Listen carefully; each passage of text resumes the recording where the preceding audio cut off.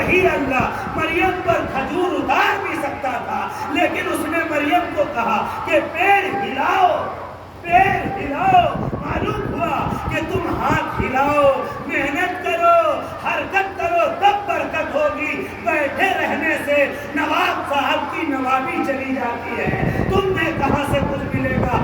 حرکت کرو، علم حاصل کرو، اعلیٰ سے اعلیٰ تعلیم حاصل کرو، ڈگری حاصل کرو، گریجویٹ پوسٹ گریجویٹ ہو جاؤ، اعلیٰ سے اعلیٰ مقام پر پہنچو، اپنے ماں باپ کا بھی نام روشن کرو، محلے علاقے کا، خاندان کا، قوم کا نام روشن کرو، کوئی روزگار حاصل کرو، بزنس کرو، تجارت کرو، دکان چلاؤ، محنت کرو۔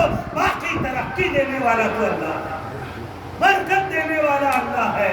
یہ قرآن کی آیت سبق دے رہی ہے کہ اللہ چاہتا تو مریم کے منہ میں میوہ پہنچا دیتا، لیکن کہا کہ کھجور کا درخت ہلاؤ، پھر اللہ نے اسے کھجور سے بھر دیا اور بیوی مریم کو کہا اب کھاؤ اور پیو اور اپنی آنکھ کو ٹھنڈک پہنچاؤ۔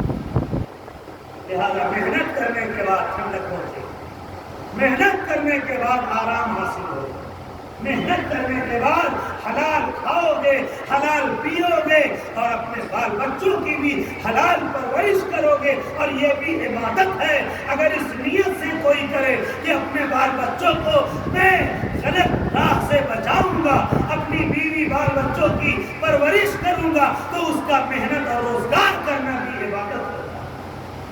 اللہ کے نبی نے فرمایا، اس سے یہ بھی سبق اور بھی بہت ساری نصیحتیں سورہ مریم پوری پڑھی ہے، کیسے اللہ تعالیٰ بیٹا عطا کر رہا ہے بیوی مریم کو، عیسیٰ علیہ السلام۔ بیوی مریم گھبرانے لگی، اب ہم اس کو لے کر جائیں گا، میری قوم کیا کہے گی، مریم بیٹا کہاں سے لے آئے؟ اللہ نے کہا جاؤ تم اپنی قوم میں جاؤ، مریم گھبراؤ نہیں، ہم تمہارے ساتھ۔ اللہ کے رحمت ساتھ، جس کے ساتھ اللہ کی رحمت ہو اسے کہیں بھی نہیں گھبرانا ہے۔